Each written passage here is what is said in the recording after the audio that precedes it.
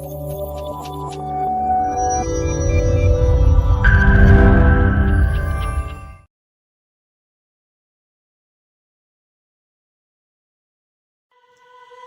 Students, welcome to the R medical classes.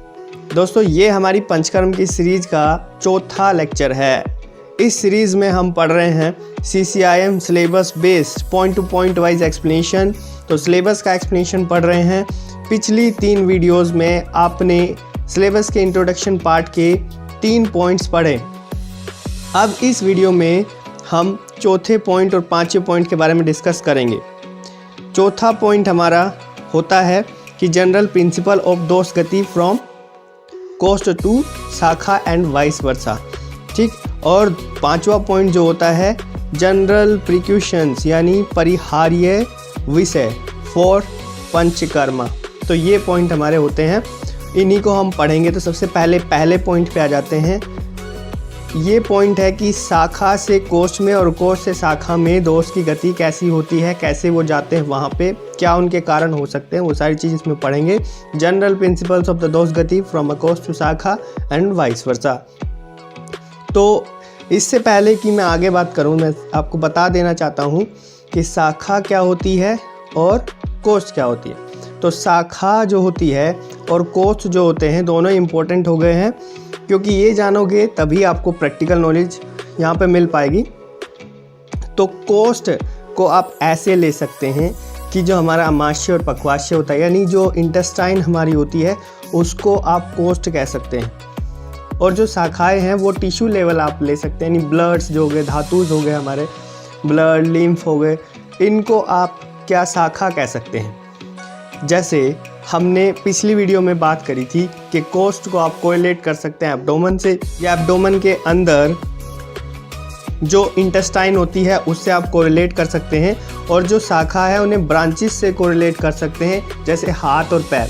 सिर्फ हाथ पैर ही नहीं, थोड़ा डीपेस्ट अगर मैं लेके जाऊं तो वहाँ पे आप कोरिलेट कर सकते हैं इनको धातु से।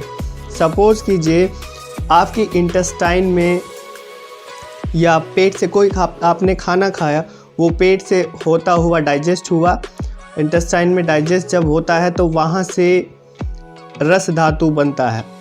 और वहाँ से क्या होगा, जो दोष है, सपोज़ कीजिए वहाँ पे दोष अभी रह गए हैं, तो दोष क्या होता है, सपोज़ कीजिए जो वायु बनती है वो पक्वाशय में रह गई है, और वायु जब ब्लड के अंदर जाएगी, यानी अभी जब तक वो यहाँ पे है पक्वाशय में, तो वो हो गया कोष्ठ के अंदर। और जब ये वायु यहाँ पक्वाशय से गमन कर जाएगी, तो जब ये पक्वाशय से गमन कर जाती है कहाँ पे जाएगी, धातुओं में। तो जब ये धातुओं को दूषित करता है तो हम कह देते हैं कि ये कोष्ठ से शाखा की ओर यानी धातुओं की ओर चली गई है, ब्लड की ओर चली गई है, लिम्फ की ओर चली गई है, ये बाकी जो धातु होते हैं, ठीक, उनके ओर चली गई है। तो वो कह देंगे कि ये दोष की गति हो गई, ये वायु की गति हो गई, ठीक। अब यहाँ पे एक श्लोक है व्यायाम दुष्नस्ते शण्यादितश्यान वचारणात् कोष्ठाच्छ शाखा मलायन्ति द्रुत्यान मारुतश्च च।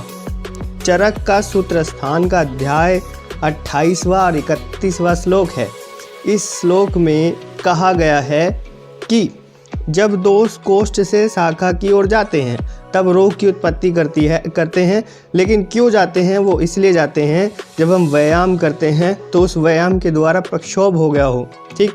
दूसरा कारण हो सकता है कि जब हमने उष्ण तीक्ष्ण पदार्थों का सेवन कर लिया तो वो जो ऊष्मा है उसी की तीक्ष्णता से क्या होते हैं, जो कोष्ठ होते हैं वो शाखाओं में चले जाते हैं। तो इतना ध्यान रखिएगा कि उष्ण तीक्ष्ण पदार्थों का सेवन किया, ज़्यादा व्यायाम करा, हितकर जो आहार विहार होते हैं उनका सेवन नहीं किया, और वायु की जब गति शीघ्र हो जाती है, अति शीघ्र गति हो जाती है, तब भी क्या होते हैं, जो दोष है वो पक्वाशय से अमाशय से निकल करके ब्लड या इनिशियल या फिर डीपेस्ट लेवल पे चले जाते हैं, टिश्यू लेवल पे चले जाते हैं, ब्लड या धातुओं में चले जाते हैं, ठीक है। एक श्लोक यहाँ पे है ज्ञात्वा, ये वाला जो श्लोक है यहाँ पे लिखा है ज्ञात्वा कोष्ठ प्रपन्नाश यथासन्नम विनिहरेत। अष्टांग हृदय का सूत्र स्थान का 13वें चैप्टर का 13वें अध्याय का 23वां श्लोक इसमें लिखा है कि जब शाखा से पुनः कोष्ठ में लाना और समीप जो मार्ग होता है उसके द्वारा बाहर निकाल देना, ये इसका ट्रीटमेंट करें। अब तक हमने ये देखा कि रोग की उत्पत्ति हो गई, कब हुई? जब वो कोष्ठ से दोष शाखा में चला गया। अब रोग की उत्पत्ति हुई, इन 4 कारणों से ऐसा हुआ था कि दोष कोष्ठ से शाखा में चला गया था। अब हमको क्या करना है? उसका ट्रीटमेंट करना है। क्या ऐसा करें कि उस रोग को शांत कर सके? तो उसको करने के लिए हमको करना ये होता है कि जब वो कोष्ठ से शाखा में गया है तो शाखा से वापस उसको कोष्ठ में लाना होगा और जो निकटतम मार्ग होगा उससे बाहर निकाल देना होगा। इससे क्या होगा? रोग जो है शांत हो जाएगा। नेक्स्ट आते हैं कि अब उसको इतना तो जान लिया कि वो कोष्ठ से शाखा में गया था तो रोग हुआ था। अब शाखा से दोबारा अगर हम कोष्ठ में लाकर निकटतम मार्ग से बाहर निकाल दे तो रोग शांत हो जाएगा। लेकिन उसकी विधि क्या होगी, उस प्रोसेस क्या होगी उसकी, कैसे हम उसको निकाल सकते हैं? क्या आप मेरी बात समझ रहे हैं? यहाँ पे एक चरक सूत्र स्थान अध्याय 28 का 33वां श्लोक दिया है। इसके अंदर बताया गया है कि कुछ विधि है जिनके द्वारा आप क्या कर सकते हैं, शाखा में पहुंचे हुए दोष को फिर से कोष्ठ में पहुंचा सकते हैं। कुछ विधियां हैं, जैसे हम दोष को बढ़ा दें, दोष को और ज़्यादा बढ़ाएंगे तो सीधी सी बात है जहाँ पे अटका हुआ दोष है वो भी उसके साथ जो है निकल जाएगा, रिमूव हो जाएगा। विषयंदन या विलयन से क्या मतलब है? उसे सोल्यूबल बना दे। मीन्स अगर वो वहाँ पे ठहरा हुआ है, वो वहाँ पे रुका हुआ है तो कहीं ना कहीं वो अपनी सोल्यूबिलिटी खो चुका है, लिक्विड फॉर्म खो चुका है। तो कहीं ना कहीं अगर हम उसे सोल्यूबल बना दें, लिक्विड फॉर्म में ले आएँ तो घोल दें उसको, तो वो क्या होगा? वो ऑलरेडी वो वहाँ से निकल के फिर से कोष्ठ में आ जाएगा। नेक्स्ट यहाँ पे तीसरा जो पॉइंट है वो है कि जो दोष है अगर उनका पाक कर देते हैं, उन्हें पकाते हैं, तो दोष पकाते हैं तो वो जो दोष है ऑलरेडी वहाँ से बाहर निकल जाएंगे। अगर उन्हें पकाया जाए तो वो फिर से वहाँ से बाहर निकल जाते हैं। फिर स्रोतस जो होते हैं उनका मुख खोल दिया जाए, क्योंकि वहाँ पे अवरोध होता है, स्रोतस बंद हो जाते हैं। स्रोतस क्या होते हैं? वे रास्ते होते हैं जिनसे धातु या दोष गमन करते हैं, जाते हैं, ठीक है, वो मार्ग हैं, ठीक। तो उनका मुंह बंद हो जाता है, कहीं ना कहीं उनके मुंह को अगर खोल दिया जाए तो फिर वो जो है कोष्ठ में आ जाएंगे दोष शाखाओं से। और 5वां जो बताया यहाँ पे कि वायु पे कहीं ना कहीं नियंत्रण अगर कर लिया जाए तो ये हम कर सकते हैं कि शाखाओं से वापस उसको कोष्ठ में ला सकते हैं दोषों को, ठीक। ये प्रोसेस थी। अब ये चीज़ हम करेंगे कैसे?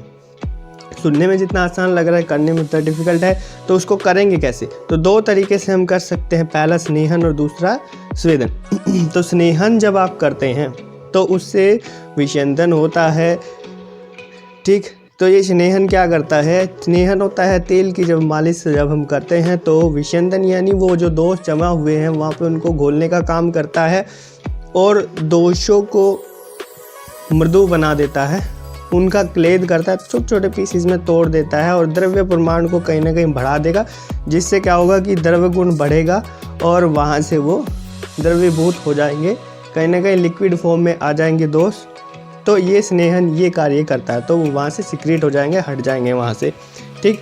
अब आते हैं स्वेदन की ओर। तो स्वेदन में जो होता है उष्ण गुण होता है, तो उष्ण गुण से जो दोष होता है वो पक जाता है, दोष का पाक होना से शुरू हो जाएगा। जब दोष पाक होगा तो पाक होने से वो ढीला होकर अपना स्थान छोड़ देता है, ठीक। ये स्वेदन का काम होगा। इसके अलावा स्वेदन क्या करेगा? तो जो स्वेदन होता है स्वेद से, ठीक, स्वेदन क्या होता है? वाष्प करना, शरीर को गर्म करना, पसीना दिलाना, ये चीज़ें होती है। तो स्वेदन से क्या होगा? कहीं ना कहीं जो स्रोतस है उनके मुख का डेवलपमेंट होता है, मतलब वो मुख होता है वो खुल जाता है, विकास होता है उसका, और जिससे क्या होगा वो मुंह पे जो चिपके हुए धातु होते हैं या फिर मल होते हैं वो हट जाते हैं, उनकी शुद्धि हो जाती है। ये भी काफ़ी अच्छी चीज़ है। और एक चीज़ यहाँ पे बताया है कि अगर स्नेहन, ये जो स्नेहन और स्वेदन होते हैं कहीं ना कहीं वात को भी नियंत्रित करते हैं, तो इससे क्या होगा कि दोष जो है पुनः शाखा से कोष्ठ में आ जाते हैं। इसमें ये हेल्प करता है काफ़ी, स्नेहन और स्वेदन, ठीक है। तो इसीलिए पंचकर्म से पहले स्नेहन और स्वेदन किया जाता है। अब बात करते हैं कि पंचकर्म काल क्या होता है, ड्यूरेशन ऑफ पंचकर्मा। अगर हमें बहुत ही ज़्यादा परवर शोधन कराना है, देखिए 3 तरीके से करा सकते हैं, परवर, मध्यम और अवर। ठीक, तो परवर अगर कराना है, प्रबल या फिर स्ट्रॉन्ग कराना है, स्ट्रॉन्ग शोधन कराना है, अच्छे से कराना है, स्ट्रॉन्ग कराना है, स्ट्रॉन्गली परवर तरीके से, तो 129 दिन लगते हैं। अगर रक्त मोक्षण को भी जोड़ दूं तो 130 दिन यहाँ पे लगते हैं, ठीक, टोटल में। और अगर मीडियम कराना है तो 85 डेज़ का टाइम लगता है कंप्लीट पंचकर्म को होने में। और अगर अवर कराना है थोड़ा सा कम या लो क्वांटिटी में, तो 57 डेज़ में वो कंप्लीट हो जाता है। नेक्स्ट चलते हैं, अगला सिलेबस का पॉइंट है जनरल प्रिकॉशंस टू पंचकर्मा, ये पंचकर्मा। तो पंचकर्मा का परिहार्य विषय क्या होता है, तो परिहार्य से मतलब है प्रिकॉशंस क्या होंगी, उस दौरान हम कौन कौन सी सावधानियां बरतें, वो चीज़। सबसे पहले या पंचकर्म के बाद कौन कौन सी सावधानियां बरती जाती हैं, वो चीज़ इसमें बताई है। तो सबसे पहले प्रिकॉशंस में बताते हैं कि सबसे पहले जो पंचकर्म जिसने कराया है उसको देखना चाहिए कि ये जो रोगी है या जो पेशेंट है ये नेचुरल फॉर्म में है भी कि नहीं है। ठीक, कि वो नेचुरल फॉर्म में आ रहा है, प्राकृत अवस्था में है या नहीं है। ठीक है, ये आप पेशेंट को देखते हैं, नॉर्मली आप देखेंगे भी पंचकर्म होने के बाद क्या ये नॉर्मल पोजीशन में है, ये चीज़। अब वो नॉर्मल पोजीशन में कैसे होगा उसके भी कुछ लक्षण बताए हैं। अगर ये दिखाई दे रहे हैं, ये लक्षण दिखाई दे रहे हैं, तो कहीं ना कहीं वो नॉर्मल पोजीशन में है, फिर टेंशन वाली कोई बात नहीं है, वो चीज़ होती है। तो देखते हैं कौन कौन से लक्षण यहाँ पे बताए हैं। तो लक्षण है सर्वक्षमो, मतलब सभी प्रकार के आहार विहार से वो सक्षम होना चाहिए और सभी रसों का सेवन में भी वो सक्षम होना चाहिए।